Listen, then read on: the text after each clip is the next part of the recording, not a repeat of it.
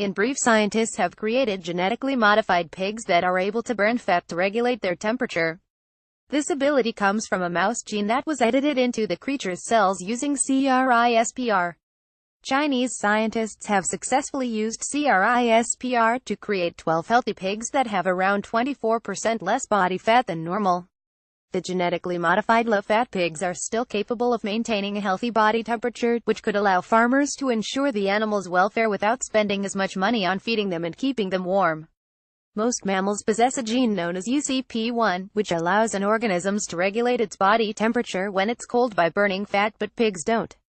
The scientists took the gene from a mouse and used CRISPR to introduce it into pig cells. These cells were used to create in excess of 2,553 cloned pig embryos.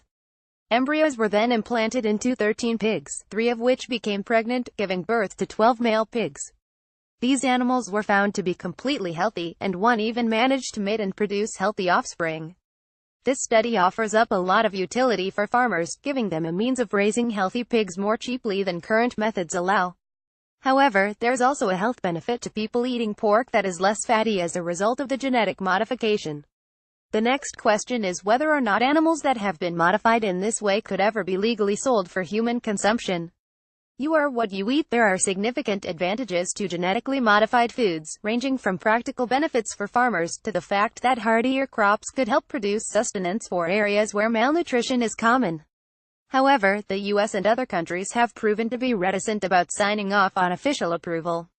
I very much doubt that this particular pig will ever be imported into the USA, one thing, and secondly, whether it would ever be allowed to enter the food chain, said animal sciences professor R. Michael Roberts in an interview with NPR. Click to view full infographic. This year, the first genetically modified salmon was sold in North America, but gaining approval from the Food and Drug Administration was a process that took a quarter of a century.